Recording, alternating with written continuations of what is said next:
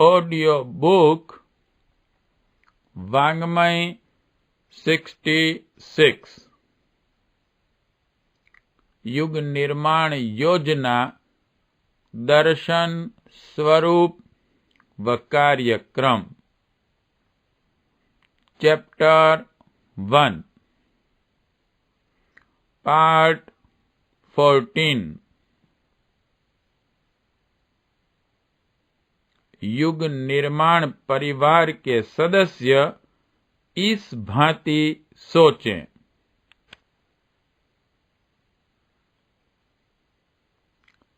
सार्वजनिक जीवन में कई लोग कई उद्देश्यों से प्रवेश करते हैं।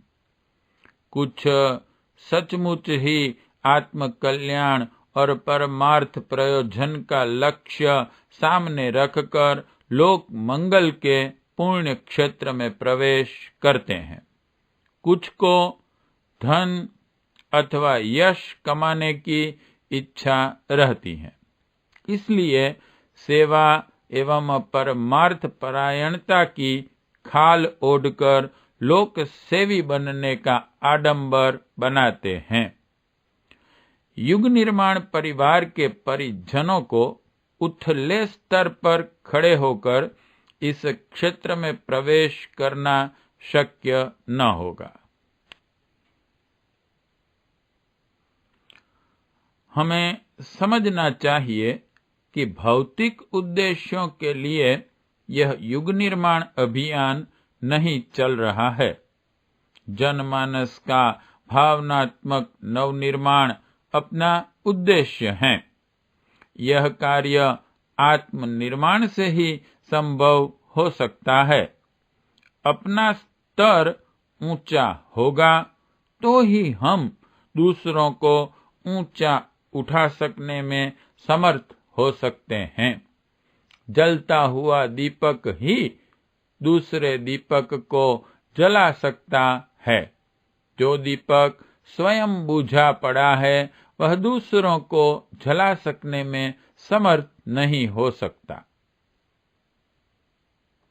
हम आत्मनिर्माण में प्रवृत्त होकर ही समाज निर्माण का लक्ष्य पूरा कर सकेंगे। युग निर्माण परिवार के प्रत्येक सदस्य को अपनी स्थिति अनुभव करना चाहिए।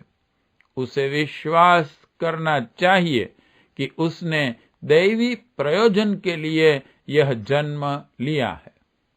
इस युग संधि वेला में उसे विशेष उद्देश्य के लिए भेजा गया है।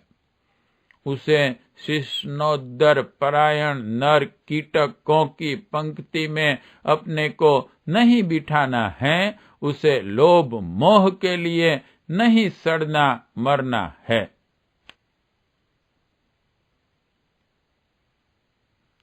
युग पुरुष के चरणों पर इस परिवार की जो भाव भरी माला सर्वप्रथम समर्पित की जा रही है, उसका अति महत्वपूर्ण मणिमुक्तक है। उसे ऐतिहासिक भूमि का संपादन करने का अवसर मिला है। इस अभियान के संचालकों ने उसे प्रयत्न पूर्वक ढूंढा, संभाला और भाव भरी अभिव्यंजनाओं से सींचा संजोया है। उसे तुच्छता से ऊंचा उठना और महानता का वरण करना है। इसके लिए अवसर उसके सामने गोदी पसारे चुनौती लिए हुए सामने खड़ा है। आत्मबोध की दिव्य ज्योति से अपने आप को ज्योतिर्मय बनाया जाना चाहिए।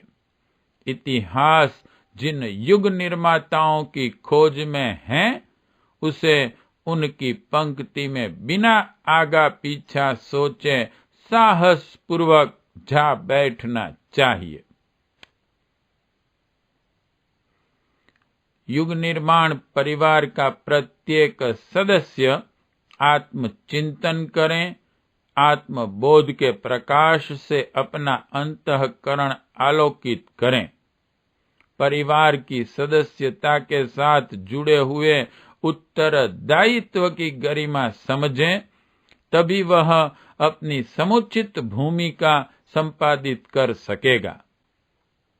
हमें अपने बारे में इस प्रकार सोचना चाहिए कि जन्म जन्मांतर से संग्रहित अपनी उच्च आत्मिक स्थिति आज अग्नि परीक्षा की कसौटी पर कसी जा रही है। महाकाल अपने संकेतों पर चलने के लिए बार बार हमें पुकार रहा है। रीछ वानरों के पथ पर हमें चलना ही चाहिए। अभियान की संचालक सत्ताएं बड़ी बड़ी आशाएं लगाए बैठी हैं, उन्हें निराश नहीं करना चाहिए।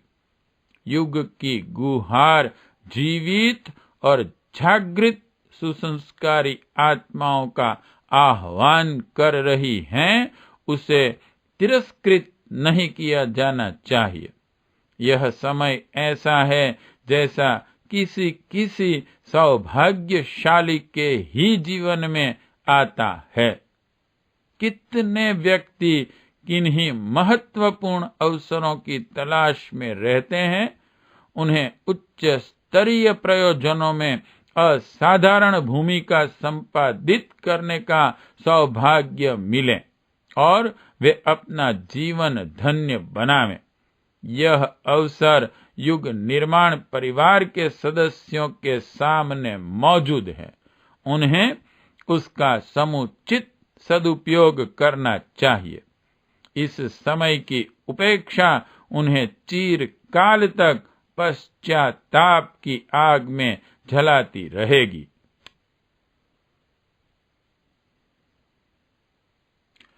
युग निर्माण परिवार के प्रत्येक सदस्य को अपने उच्च स्तर को, महान कर्तव्य और दायित्व को समझना चाहिए। जो कुछ उसे करना है, उसके शुभारंभ के रूप में आत्म परिष्कार के लिए आगे बढ़ना चाहिए। अपने आप को हम में से जो जितना उत्कृष्ट परिष्कृत बना सकेगा, वह उतनी सफलतापूर्वक अपना उत्तरदायित्व पूरा कर सकेगा। समाज का निर्माण, युग का परिवर्तन हमारे अपने निर्माण एवं परिवर्तन के साथ अविच्छिन्न रूप से जुड़ा हुआ है। यदि हम दूसरे तथा कथित समाज सेवियों की तरह बाहरी दौड़ धूप तो बहुत करें, पर आत्म चिंतन, आत्म सुधार, आत्म निर्माण और आत्म विकास की आवश्यकता पूरी न करें, तो हमारी सामर्थ्य स्वल्प रहेगी और कुछ कहने लायक परिणाम न निकलेगा। लोक निर्माण व्यक्ति पर अवलंबित हैं और व्यक्ति निर्माण का पहला कदम हमें अपने निर्माण के रूप में ही उठाना चाहिए।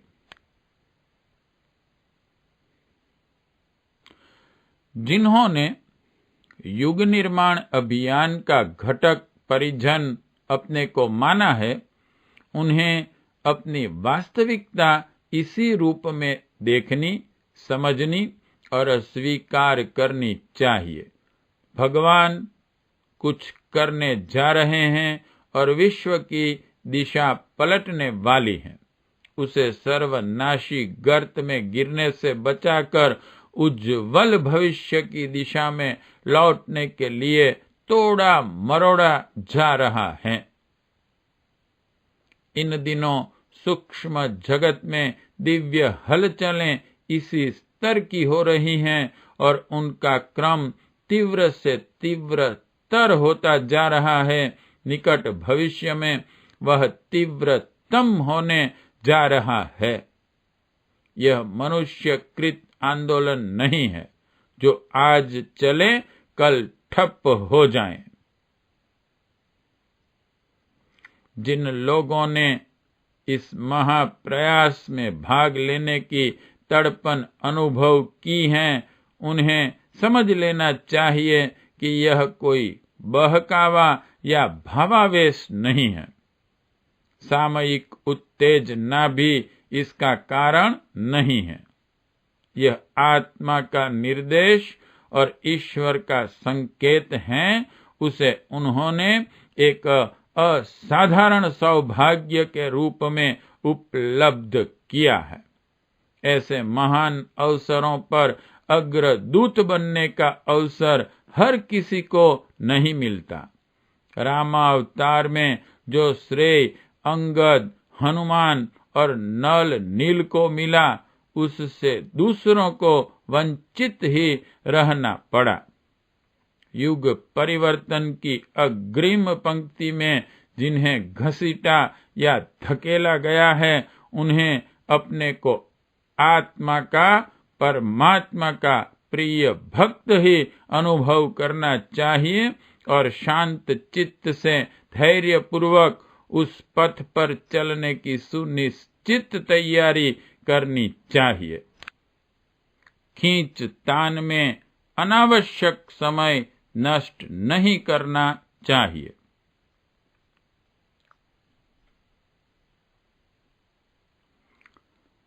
आत्मा की पुकार अनसुनी करके वे लोभ मोह के पुराने ढर्रे पर चलते रहे तो आत्मधिक्कार की इतनी विकट मार पड़ेगी कि झंझट से बच निकलने और लोभ मोह को न छोड़ने की चतुरता बहुत महंगी पड़ेगी।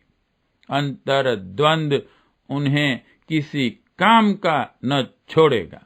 मौज मजा का आनंद आत्म प्रताड़ना न उठाने देगी और साहस की कमी से ईश्वरीय निर्देश पालन करते हुए जीवन को धन्य बनाने का अवसर भी हाथ से निकल जाएगा। इस दूहरी दुर्गति से बचना चाहिए। उनके लिए इस विषम वेला में अतिरिक्त कार्य और अतिरिक्त उत्तरदायित्व नियति ने निर्धारित किया है। इसे बिना मन डुलाए सच्चे मन से स्वीकार कर लेना चाहिए और उसी के अनुरूप अपनी अपनी गतिविधियों का निर्धारण करना चाहिए। युग निर्माण परिवार के हर परिजन को अपने भावी जीवन के लिए एक नियत निर्धारित दृष्टिकोण अपनाना चाहिए और सुनिश्चित कार्यक्रम अपनाना चाहिए। तभी उन्हें शांति मिलेगी और वे संतोष अनुभव कर सकेंगे। श्रेय पथ पर चलने वालों की कुछ आस्थाएं अत्यंत सुदृढ़ होनी चाहिए। इस परिवार के प्रत्येक सदस्य की मान्यता यह होनी चाहिए कि वह निःसंदेह एक सुसंस्कारी उच्च आत्मा है।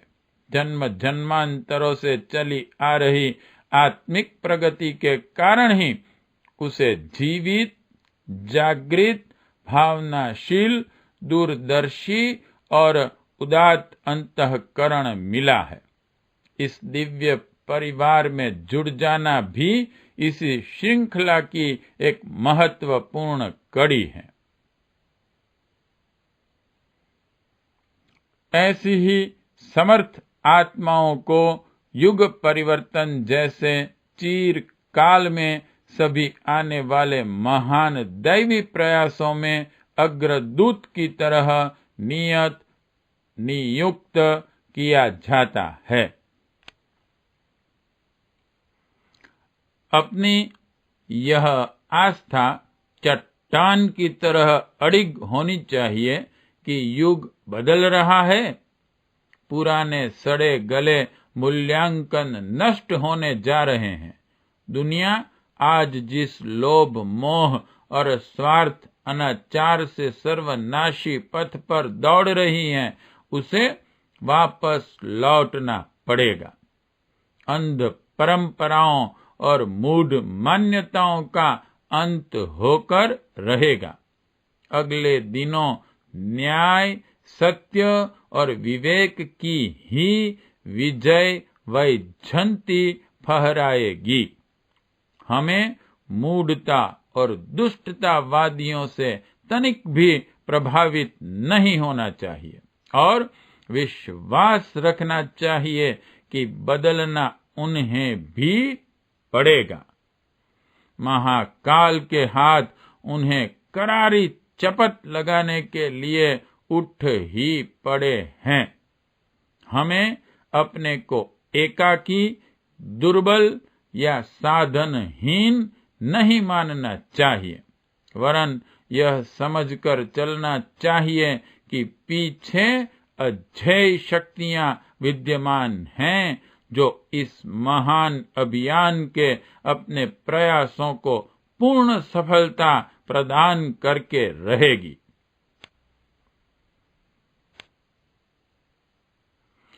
हमारा सुदृढ़ निश्चय होना चाहिए कि यह संसार ही भगवान का सच्चा स्वरूप है। लोक मंगल के लिए किए गए प्रयास भगवान की सर्वोत्तम पूजा है। ईश्वरीय प्यार को प्राप्त करने के लिए अपना आंतरिक स्तर परिष्कृत करना ही सर्वश्रेष्ठ तप साधना है। इन दिनों वही युग साधना है। योग साधनात्मक विशेष तप संचय के लिए अपना एक शक्तिशाली संयंत्र काम कर रहा है। उसका उपार्जन हम सभी के लिए है। उसमें से जिस जिस प्रयोजन के लिए जितनी शक्ति की आवश्यकता पड़ेगी सहज ही मिलती रहेगी। अलग अलग छूट-फूट तप साधना और योगाभ्यास के झंझट में पड़ने का यह समय बिल्कुल नहीं है। एक बड़ी भट्ठी पर सबका भोजन पक रहा है तो अलग अलग चूल्हे जलाने की क्या आवश्यकता। इन दिनों आत्म कल्याण का सबसे उत्तम माध्यम आत्म निर्माण और युग निर्माण के महान अभियान का अंग बनकर काम करना ही है। हमें लोभ और मोह के अवांछनीय अंधकार से ऊपर उठना ही चाहिए। परिवार के लालन पालन के लिए, शरीर निर्वाह के लिए हमें उचित की सीमा तक ही रहना चाहिए। लोभवश धन कुबेर बनने की आकांक्षा से हमें अपने स्त्री बच्चों को राजा रानी बना जाने की संकीर्ण स्वार्थपरता से ऊपर उठना चाहिए। अपना उत्तरदायित्व आत्म कल्याण का भी है और समाज का ऋण चुकाने का भी। समाज की ओर से विमुख रहकर आत्मिक स्तर की उपेक्षा बरतकर लोभ और मोह में अंतः चेतना बुरी तरह डूबी हुई है। परमार्थ प्रयोजन में समय, श्रम, मनोयोग एवं सादगी का उपयोग करने में जी धड़कता है, साहस नहीं उठता और कंजूसी आड़े आती है तो समझना चाहिए कि अपनी वाचालता और विडंबना में ही प्रगति हुई है।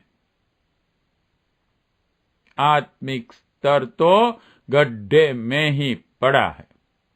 ऐसी है स्थिति में हम में से किसी को भी नहीं पड़ा रहना चाहिए।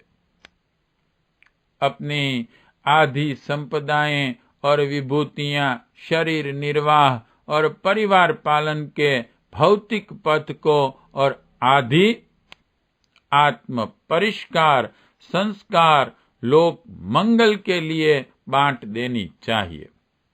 यह बंटवारा न्यायानुकूल है।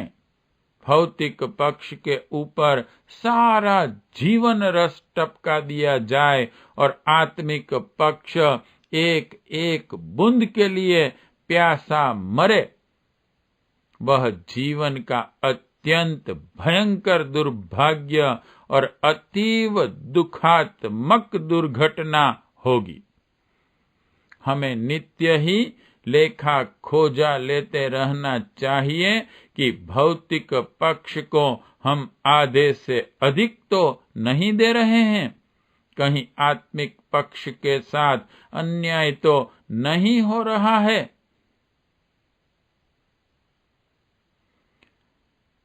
हम अकेले चलें, सूर्य चंद्र की तरह अकेले चलने में हमें तनिक भी संकोच न हो। अपनी आस्थाओं को दूसरों के कहे सुने अनुसार नहीं, वरन अपने स्वतंत्र चिंतन के आधार पर विकसित करें। अंधी भेड़ों की तरह झुंड का अनुगमन करने की मनोवृत्ति छोड़ें। सिंह की तरह अपना मार्ग अपनी विवेक चेतना के आधार पर स्वयं निर्धारित करें।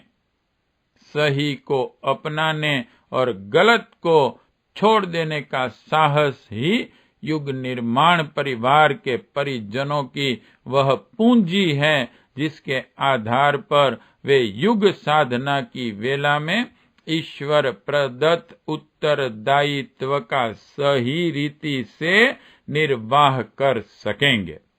ऐसी क्षमता पैदा करना हमारे लिए उचित भी है और आवश्यक भी। हमें भली प्रकार समझ लेना चाहिए कि ईंटों का समूह इमारत के रूप में, बूंदों का समूह समुद्र के रूप में, रेशों का समूह रस्सों के रूप में दिखाई पड़ता है। मनुष्यों के संगठित समूह का नाम ही समाज है। जिस समय के मनुष्य जिस समाज के होते हैं, वैसा ही समूह समाज, राष्ट्र या विश्व बन जाता है। युग परिवर्तन का अर्थ है मनुष्यों का वर्तमान स्तर बदल देना। यदि लोग उत्कृष्ट स्तर पर सोचने लगें तो कल ही उसकी प्रतिक्रिया स्वर्गीय परिस्थितियों के रूप में सामने आ सकती है। युग परिवर्तन का आधार है जनमानस का स्तर ऊंचा उठा देना। युग निर्माण का अर्थ है भावनात्मक नवनिर्माण। अपने महान अभियान का केंद्र बिंदु यही है। युग परिवर्तन का लक्ष्य प्राप्त करने के लिए कार्य व्यक्ति निर्माण से आरंभ करना होगा और इसका सबसे प्रथम कार्य है आत्मनिर्माण। दूसरों का निर्माण करना कठिन ही है। दूसरे अपना कहना न माने यह संभव है, पर अपने को तो अपना कहना मानने में कुछ कठिनाई नहीं होनी चाहिए। आपका सबसे समीपवर्ती, अपने प्रभाव क्षेत्र के अंतर्गत आने वाला सबसे पहला और सबसे उपयुक्त व्यक्ति अपना आपा ही है। हमें नवनिर्माण का कार्य यहीं से आरंभ करना चाहिए। अपने आप को बदलकर युग परिवर्तन का श्री गणेश शुभारंभ करना चाहिए। किसी को बाहरी जानकारी देनी हो, समाचार सुनना हो, गणित भूगोल पढ़ना हो, तो यह कार्य वाणी मात्र से भी हो सकता है। लिखकर भी किया जा सकता है और वह प्रयोजन आसानी से पूरा हो सकता है। पर यदि चरित्र निर्माण या व्यक्तित्व का परिवर्तन करना है तो फिर उसके सामने आदर्श उपस्थित करना ही प्रभावशाली उपाय रह जाता है। प्रभावशाली व्यक्तित्व अपनी प्रखर कार्य पद्धति से अनुप्राणित करके दूसरों को अपना अनुयायी बनाते हैं। संसार के समस्त महामानवों का यही इतिहास है। उन्हें दूसरों से जो कहना था, करना था, वह उन्होंने पहले स्वयं किया। उसी कर्तृत्व का प्रभाव पड़ा।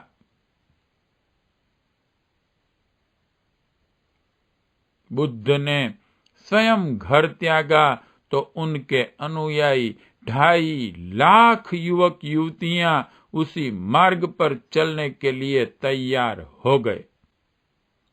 गांधी जी को जो दूसरों से कराना था, पहले उन्होंने उसे स्वयं किया।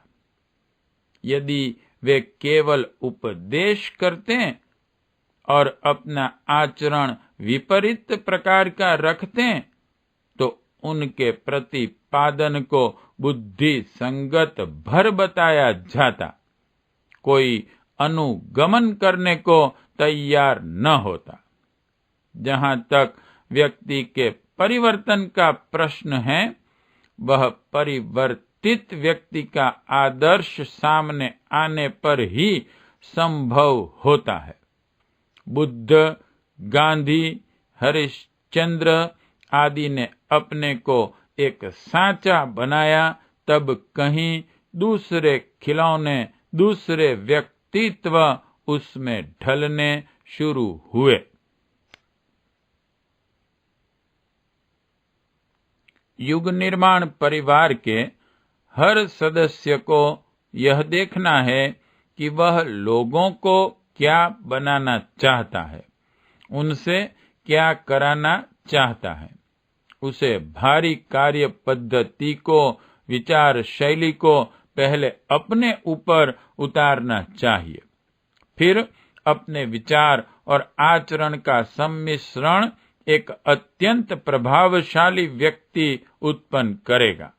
उससे अगणित व्यक्ति प्रभावित होते तथा बनते, ढलते चले जाएंगे। अपनी निष्ठा कितनी प्रबल है, उसकी परीक्षा पहले अपने ऊपर ही करनी चाहिए।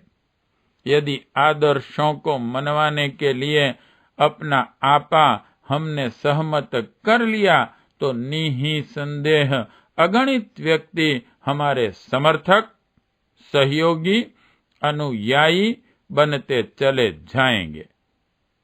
फिर युग परिवर्तन अभियान की सफलता में कोई व्यतिरेक व्यवधान शेष न रह जाएगा। बाधा एक ही है कि हम जिस विचारणा को दूसरों से मनवाना चाहते हैं, उसे अपने गले उतारने को तैयार नहीं होते। यदि इस समस्या को हल कर लिया गया तो समझना चाहिए सफलता की 3/4 मंजिल पार कर ली।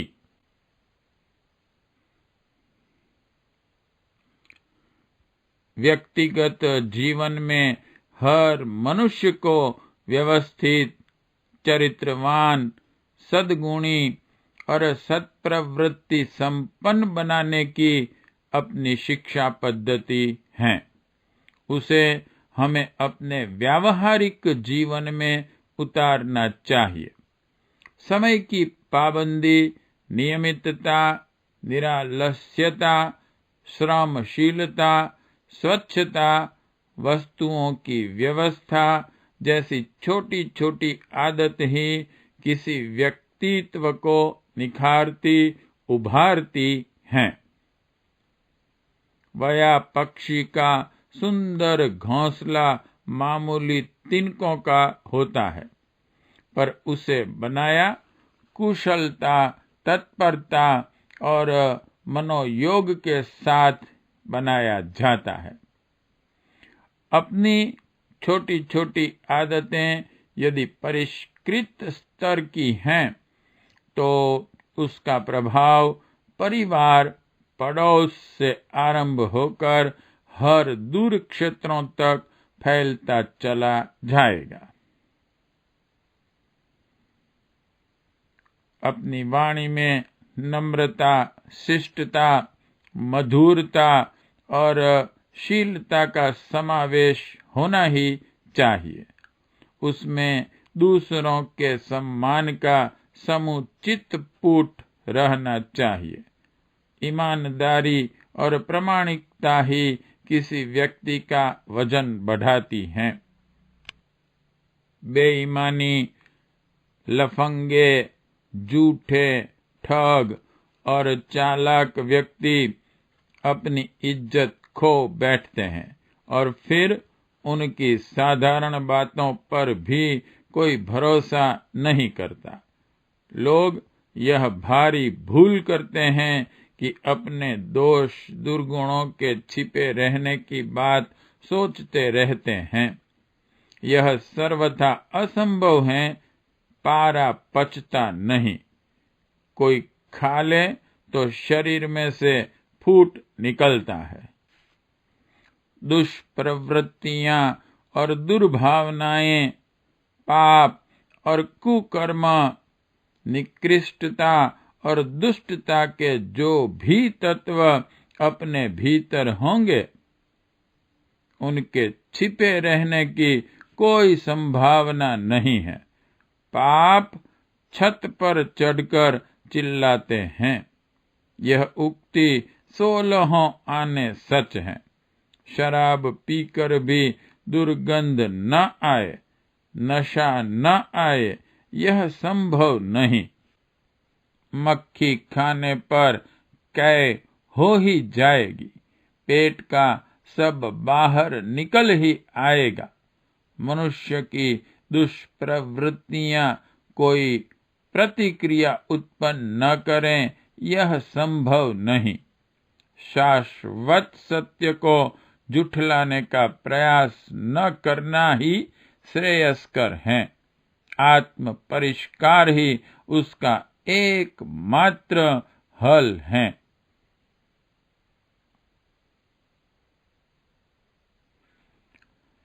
युग परिवर्तन का अर्थ है व्यक्ति परिवर्तन, और यह महान प्रक्रिया अपने से आरंभ होकर दूसरों पर प्रतिध्वनित होती है।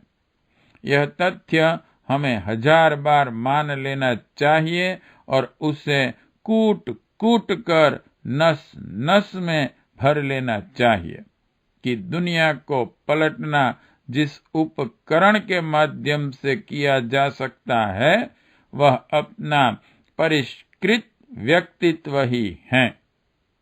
भले ही अपनी वाणी काम न करे, भले ही प्रचार और भाषण करना न आए, पर यदि हम अपने को ढालने में सफल हो गए तो उतने भर में भी अगणित लोगों को प्रभावित कर सकेंगे। अपना व्यक्तित्व हर दृष्टि में आदर्श, उत्कृष्ट और सुधारने बदलने के लिए हम चल पड़े तो निश्चित रूप से हमें निर्धारित लक्ष्य तक पहुंचने में तनिक भी कठिनाई न होगी। पार्ट 14 समाप्त।